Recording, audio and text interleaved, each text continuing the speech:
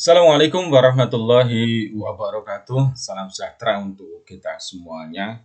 Nah, sahabat-sahabat, lanjut ya, masih bersama saya dan juga psikologi menjawab di dalam materi pengembangan organisasi ya. Nah, setelah sebelumnya saya sharingkan terkait dengan perubahan organisasi, yang di sana saya sampaikan bahwa ya organisasi itu mau nggak mau berubah gitu ya.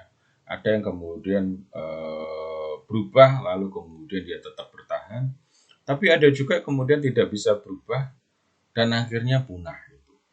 Dan di sini nanti saya akan sampaikan terkait organization development. Nah, ini mestinya di organisasi itu harus ada bagian khusus yang kemudian menangani ya untuk pengembangan-pengembangan organisasi. Nah, seperti apa? Sebelum lebih lanjut, buat sahabat-sahabat yang barangkali baru menemukan channel ini, mohon dukungannya untuk subscribe channel Psikologi Menjawab dan juga setelah nanti menyaksikan materi dari saya ini bisa juga dikepoin ya materi-materi yang lain terkait dengan psikologi, terus kemudian pengembangan diri dan yang lainnya. Dan buat yang sudah subscribe, terima kasih sekali sudah mendukung channel Psikologi Menjawab ya. Nah, sahabat-sahabat, saya akan mulai pembahasan kita itu dengan yang disebut dengan pengembangan organisasi atau organization development. Jadi, strategi normatif reedukatif yang dimaksud untuk mempengaruhi sistem kepercayaan, nilai dan sikap dalam organisasi. Jadi apa sih organization development? Nah, ini apa sebenarnya? Ini sebenarnya bagian dari strategi ya atau strategic management. Nah, apa strategic management? Nanti ada bahasan yang lain juga nanti akan saya sharingkan ya. Artinya materi setelah mungkin dua materi yang akan datang gitu ya. Nah, ini bagian dari strategi yang sifatnya semacam ya aturan ataupun normatif ya dari perusahaan. Bentuknya itu bisa edukatif artinya edukasi ya ataupun pembelajaran yang tujuannya untuk mempengaruhi sistem kepercayaan. Artinya bagaimana membuat individu itu bisa berubah, bisa menyelaraskan diri dengan perubahan-perubahan yang ada. Bagaimana kemudian mereka memahami perubahan, bagaimana mereka bersikap positif adanya perubahan, dan bagaimana kemudian mereka bisa menyelaraskan diri dengan perubahan. Tujuannya apa? Tujuannya tidak lain adalah agar organisasi itu lebih mampu menyesuaikan diri dengan tingkat perubahan yang cepat baik teknologi maupun lingkungan masyarakat. Jadi kalau di umumnya untuk organisasi yang besar ya itu ada bagian khusus memang yang memikirkan gimana nih organisasi ke depan gitu. Ada juga yang memikirkan tentang bisnisnya. Kalau itu organisasi bisnis ya, bisnisnya ke depan itu mau seperti apa? Apakah hanya seperti ini? Kalau seperti ini nanti akan apa namanya? Akan tidak bisa bertahan. Bagaimana pesaing? Bagaimana kemudian kondisi internal? Bagaimana eksternal? Yang mereka akan melakukan analisis ya perubahan-perubahan itu, perubahan eksternalnya seperti apa, perubahan internalnya seperti apa, ya harapan-harapan dari customer itu seperti apa. Lalu kemudian bisnis ke depan itu mau dikembangkan seperti apa. Sehingga ini ada bagian khusus ya yang mengurusi terkait pengembangan organisasi. Kalau di bisnis ya berarti bisnisnya. Nanti kalau terkait dengan SDM itu juga ada. Lalu kebutuhan-kebutuhan SDM-nya itu seperti apa yang dibutuhkan? Secara jumlah seperti apa? Jumlahnya berapa? Gitu. Ya, kualitasnya seperti apa? Soal kompetensi dan yang lain-lain. Sehingga ini jadi hal yang penting sebenarnya untuk dipahami sehingga ada organisasi-organisasi terutama organisasi bisnis ya yang mereka ini boleh dibilang menerapkan perbaikan yang terus-menerus ya, dan mereka melakukan upaya-upaya inovasi Ketika ada persoalan yang muncul, mereka bahkan mengapresiasi kalau ada solusi-solusi baru. Kalau ada upaya-upaya untuk kemudian melakukan efisiensi, ya, yang karena dengan efisiensi akhirnya cost-nya turun dan kemudian keuntungan yang didapat lebih besar dan itu bisa untuk kesejahteraan karyawan, lalu kemudian juga bisa untuk pengembangan bisnis. Nah, ada apresiasi seperti itu. Atau kemudian ada yang bentuknya kewajiban ya, kewajiban untuk melakukan inovasi, untuk memberikan ide, terobosan-terobosan solusi yang itu kemudian bisa menyelesaikan persoalan yang ada. Atau mungkin inovasi untuk membuat hal-hal yang baru yang itu bisa mendukung perusahaan. Nah, itu bagian dari pengembangan organisasi. Dan memang di sini levelnya adalah level strategi ya. Strategi artinya apa? Sifatnya bukan sekedar karena ada persoalan atau sifatnya jangka pendek, tetapi memikirkan terkait bagaimana ke depan. Nah, ini kalau dibayangkan ya, di organization development ini seolah-olah misalnya kalau kita orang tua lalu kemudian kita punya anak, kita membayangkan anak itu tumbuh lalu kemudian kira-kira 10 tahun yang akan datang itu kondisinya seperti apa sih? 20 tahun yang akan datang itu seperti apa? Itu lingkungan itu seperti apa? Lalu kemudian disiapkan anak ini dari pendidikan, dari karakter, dari semuanya dibekali. Baik di handle oleh orang tua sendiri ataupun kemudian sekolahnya dan seterusnya. Nah, demikian juga organisasi ini. Ya, nah, makanya di organisasi ada yang disebut dengan think tank ya, orang-orang yang tugasnya itu mikir. Nah, kalau bukan di organisasi bisnis, misalnya di yayasan, ya orang-orang yang di level atas, mereka berpikir strategi. Pengembangannya seperti apa nih yayasannya, mau garap seperti apa, mau meluaskan ya, seperti apa. Kalau punya sekolah, kira-kira itu sekolahnya ntar seperti apa nih, ya. Karena kita tahu sebelumnya misalnya perubahan apa namanya perubahan karena eksternal itu luar biasa ataupun eksternal ataupun internal ya. Terutama misalnya kalau bisnis mungkin tuntutan dari pelanggan yang berbeda atau mungkin karena ada pesaing yang banyak ya, ini pesaingnya udah banyak sehingga kalau kita baca namanya Red Ocean dan Blue Ocean, persaingnya katakanlah udah sangat nggak bagus lah, nggak sehat, sehingga harus dipikirkan pengembangan yang baru. Nah, ciri pengembangan organisasi adanya perencanaan. Nah, di sini memang levelnya itu kalau organization development ya, dia tugasnya melakukan perencanaan dan perencanaan ini tentu dibuat berdasarkan analisis. Ya, analisisnya apa? Ya sebelumnya tadi, ya materi di sebelumnya yaitu terkait sama perubahan organisasi. Internalnya dianalisis, eksternalnya dianalisis. Ya, eksternal ada banyak, mungkin pesaing, mungkin pelanggan, trennya seperti apa gitu ya. Ini juga bagian dari kompetensi sebenarnya. Ya, terutama misalnya untuk terkait customer ya. Tren customer itu kan terus untuk kemudian berubah. Misalnya contohnya sekarang ya, ada layanan COD kalau di dalam dunia apa namanya jual beli ataupun pemasaran ya. Jadi barang datang lalu kemudian baru dibayar. Ini kan sistem COD. Yaitu bagian dari katakanlah mungkin solusi ya atas customer yang mereka tingkat kepercayaannya itu tidak tinggi. Atau mungkin bagi customer yang sifatnya masih katakanlah masih coba-coba gitu ya. Untuk pertama kalinya itu pakai COD. Baru kemudian berikutnya itu dia pakai cash dengan transfer. Nah, ini bagian dari apa namanya hal yang perlu untuk dipikirkan oleh organisasi. Nah, tentu melihat trennya ya, trennya itu seperti apa nih? Itu. Kok ternyata nih banyak yang kemudian dipesaing-pesaing COD.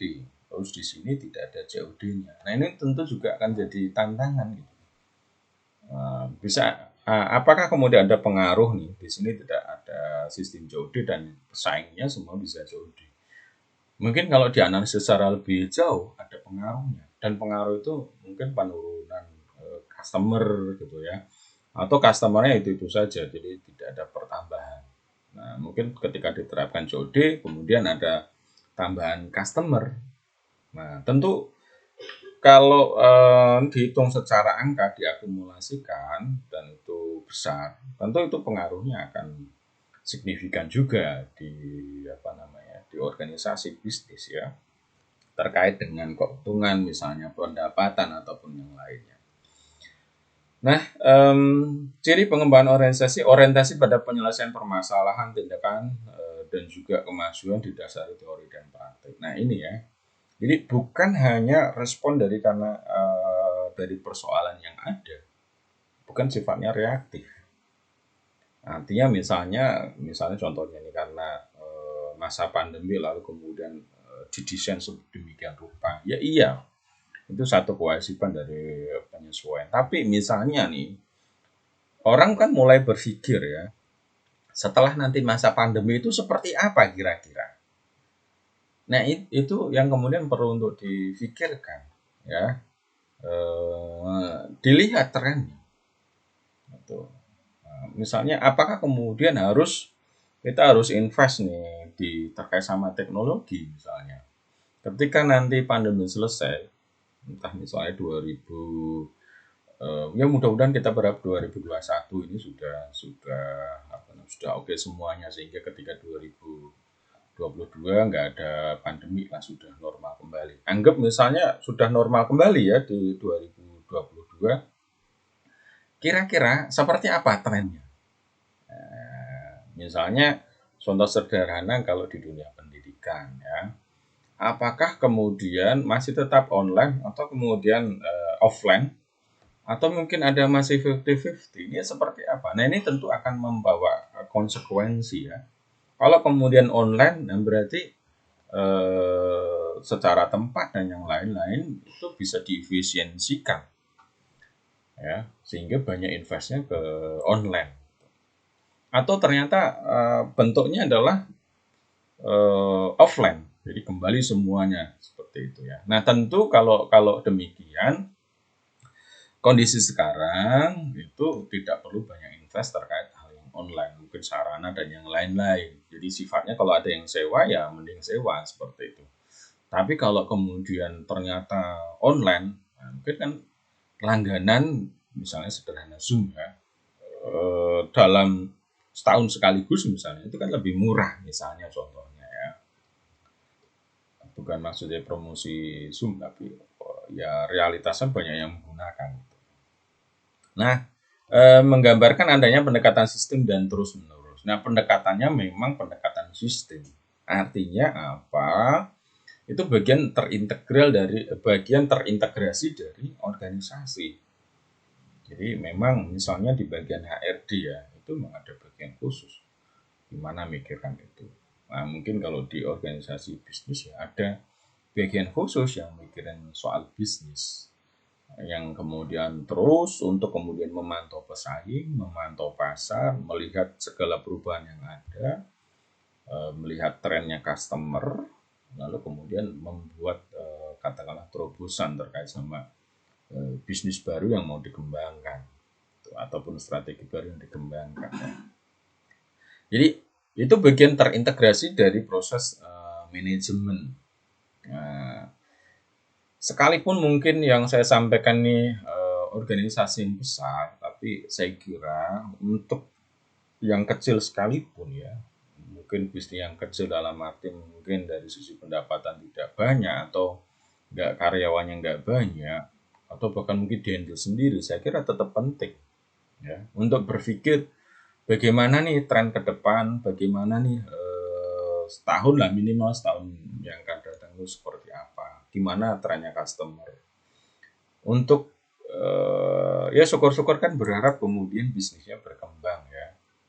Nah, karena apa? Karena bisa cermat memotret perubahan dan bisa mengembangkan diri. Nah, termasuk secara individual misalnya, tentu sekarang ini karena trennya adalah teknologi, kompetensi digital itu jadi hal yang penting. Sehingga investasi untuk hal-hal yang digital ya, mungkin kursus training itu jadi penting bagi apa namanya, bagi sahabat-sahabat semua nih yang apa namanya yang nanti katakanlah mungkin ini bekerja dan seterusnya ya. Nah berikutnya faktor pendorong perubahan. Nah mau nggak mau sebenarnya organization development itu harus ada karena memang realitasnya organisasi itu dia tidak apa namanya hidup di satu lingkungan yang kemudian pertumbuhannya, perkembangannya itu dipengaruhi. Baik kalau orang itu kan ada faktor genetis ya dari dalam dan kemudian ada eh, katakanlah lingkungan ya keluarga dan yang lain-lain. Nah demikian juga organisasi internal ya.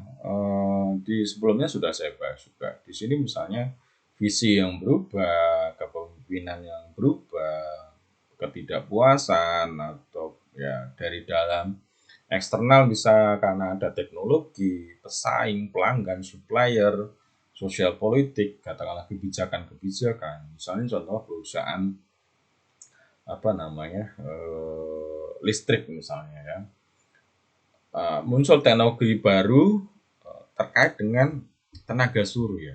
Misalnya contohnya, ini mau nggak mau kan juga banyak yang kemudian beradaptasi, termasuk katakanlah penggunaan listrik misalnya.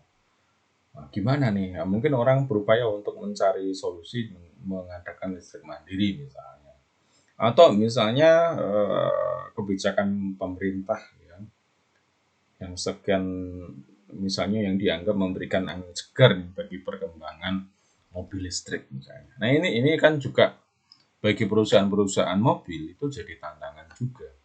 Artinya apa?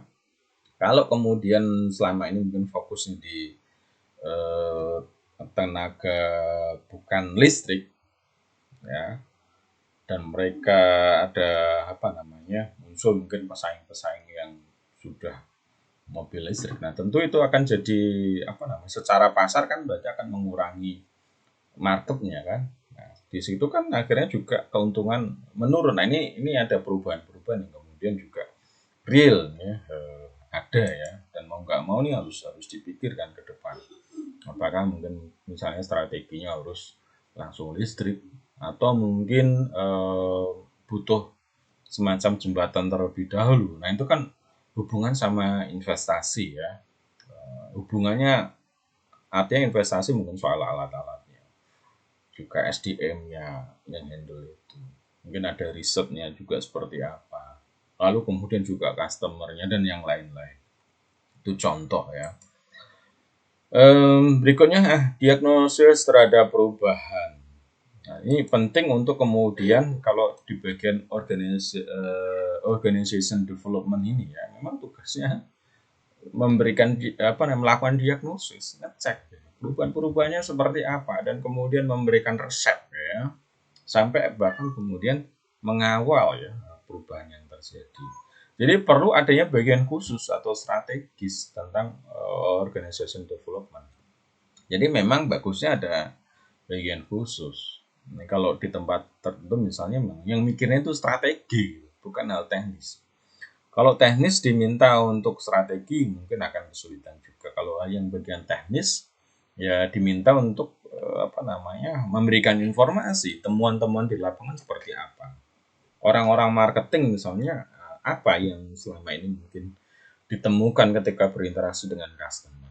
Ada persoalan-persoalan apa di lapangan. Nah ini menjadi informasi penting untuk organisasi membuat strategi ya di dalam pengembangan organization development. Dan juga ada riset-riset mungkin tadi misalnya pengamatan terhadap trennya misalnya tren customer. Nah ada riset nih. Atau kepuasan terhadap layanan ataupun produk itu seperti apa. Sehingga di situ nanti akan tahu. Oh ternyata customer itu suka pelayanan yang cepat misalnya. Sehingga strateginya ke depan gimana nih layanannya cepat. Bukan hanya kualitas bagus tapi cepat juga misalnya. Atau kemudian ternyata dari satu ya misalnya seperti handphone lah ya. itu ternyata ada fitur yang disukai dan itu menjadi sesuatu yang sepertinya sudah melekat banget misalnya ya. Nah ini tentu jadi semacam informasi penting. Artinya bisa kemudian ke depan dibikin brand. Ini memang soal soal bagian ini, fitur ini, entah misalnya kamera atau apalah, itu jadi sesuatu yang diandalkan. Misalnya seperti itu. Termasuk kemudian juga manpower planning. Artinya apa? Terkait jumlahnya, terkait kompetensinya seperti apa, gitu ya. Misalnya contohnya, wah ini ada rencana nih terkait ke depan semua akan digital. Kalau sudah digital akhirnya jumlah orangnya kan juga tidak banyak. Nah, tidak banyak itu berapa sebenarnya? Yang dibutuhkan bagian apa misalnya ya? Sampai detail seperti itu. Nah, kalau secara katakanlah yang masih kecil ya misalnya skill apa nih, kompetensi apa yang dibutuhkan. Ya, dengan pendapatan sekian kira-kira butuh rekrut admin atau enggak atau masih bisa dihandle sendiri misalnya seperti itu ya. Ketidakmampuan dalam mendiagnosis dan mengantisipasi perubahan akan menyebabkan organisasi gagal. Ya, memang. Kalau kemudian diagnosis itu tidak bisa dilakukan, jelas katakanlah mungkin pesaingnya lebih lebih bisa dan kemudian ya akhirnya akan tertinggal karena sama pesaing. Kalau hubungannya itu sama customer ya customernya akan diambil orang. Nah, misalnya contohnya sederhana lah, trennya ternyata orang suka cepat dan mudah suka dengan teknologi. Nah, ini tentu kalau tidak menggunakan teknologi ya akan ketinggalan. Misalnya contohnya lah ya, eh, apa namanya, kalau di perbankan misalnya terkait dengan ada yang sudah punya ATM atau ATM-nya yang banyak, ada yang enggak seperti itu. Nah, tentu kalau kemudian ternyata pesaingnya itu ATM banyak, satunya enggak, nah, orang secara logis akan milih yang ATM-nya banyak ya, mesin ATM-nya ya. Karena apa? Karena bisa narik cepat. Nah, itu jadi tantangan. Atau kemudian pembayaran misalnya seperti di toko ya. Kok hanya melayani yang sifatnya itu cash. Padahal sekarang akhirnya digital ya, sudah ada banyak ya metode pembayaran. Atau misalnya kalau ATM itu bisa nggak untuk transaksi apa belanja yang sifatnya ke luar negeri. Nah ini juga juga tantangan ya. Kalau itu memang lebih besar ya. Tapi yang sederhana misalnya sudah jadi hal yang biasa saya kira kalau terkait sama teknologi. Bahkan penjual gorengan saja itu apa gorengan loh ini pembayarannya sudah menggunakan QRIS ya dari aplikasi entah dengan ya yang adalah sebut saja misalnya OVO, GoPay, Dana dan yang lain-lain. Itu udah sudah seperti itu gitu ya. Artinya apa? Itu jadi mungkin satu saat sekarang mungkin belum belum kelihatan jadi tren, tapi berikutnya akan jadi tren saya kira. Ya.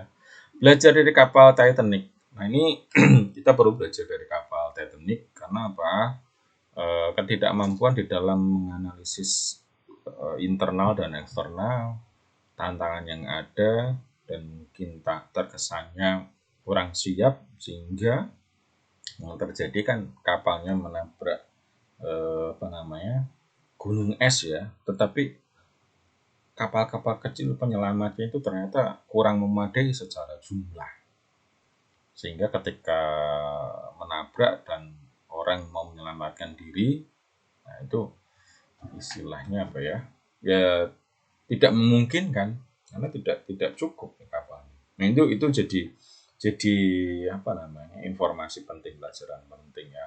Termasuk juga dikabarkan saya pernah membaca buku itu sebenarnya sudah tahu tetapi karena kurang menganggap ya artinya apa itu gunung memang kelihatannya kecil tetapi bawahnya itu kan kaki gunungnya kan besar dan disampaikan seolah-olah nganggapnya wah ini hanya es biasa sehingga kalau ditabrak itu nggak apa-apa atau nabrak itu nggak apa-apa dan tidak melihat bagian bawahnya gitu.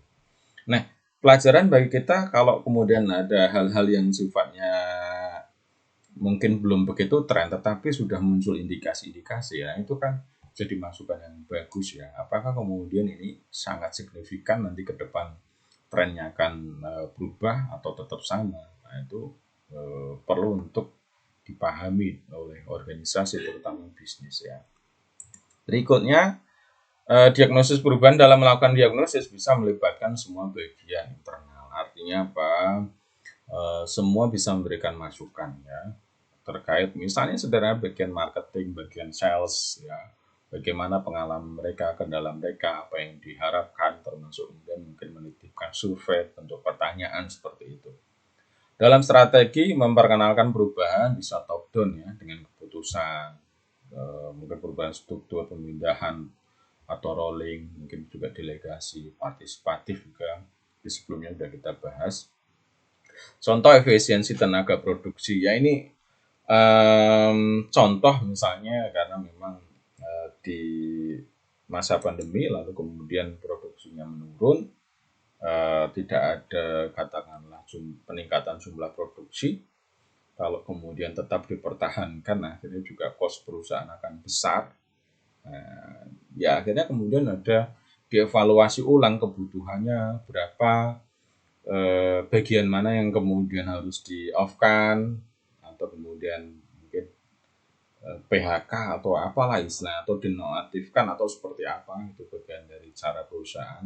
Atau nanti katakanlah ini dirumahkan dulu ketika nanti ada sudah normal kembali lalu dipanggil misalnya ya. Dan itu ada yang memang seperti itu. Jadi upaya untuk kemudian efisiensi tenaga produksi. Pelibatan pihak eksternal. Kalau tadi internal, bisa juga kemudian pihak eksternal, ya, terutama konsultan ya, nah, konsultan bisnis, konsultan organisasi, yang mereka umumnya itu lebih fair, bisa memberikan masukan-masukan ya. Jadi istilahnya apa ya, membantu untuk mengembangkan organisasi. Nah ini pengalaman saya dan juga tim ya. Pernah kemudian diminta untuk kemudian melakukan perbaikan organisasi, mencoba untuk dilihat ya saya lakukan semuanya gitu. Jadi ada harapan ingin seperti ini gitu. Lihat SDM-nya, lihat prosesnya, semuanya, penataannya. Ya sampai kemudian kami berikan masukan. Ini kondisi kalau SDM seperti ini, bagusnya nanti ada rekrutmen, ada seperti seterusnya ya. Lalu penataan organisasinya, hal apa yang ada, hal apa yang perlu diefisienkan, kompetensinya apa, itu semuanya. Cuman ya lagi kalau yang karena ini bisnis keluarga, akhirnya balik semuanya kebijakan ke keluarga. Ya. Bentuknya bisa berupa asesmen terhadap proses bisnis. Nah, ini juga pernah saya lakukan. Pernah sama rekan itu juga melakukan semacam analisis ya. Ini sebenarnya masih hitungannya mungkin setahun yang lalu atau 2 tahun yang lalu. Jadi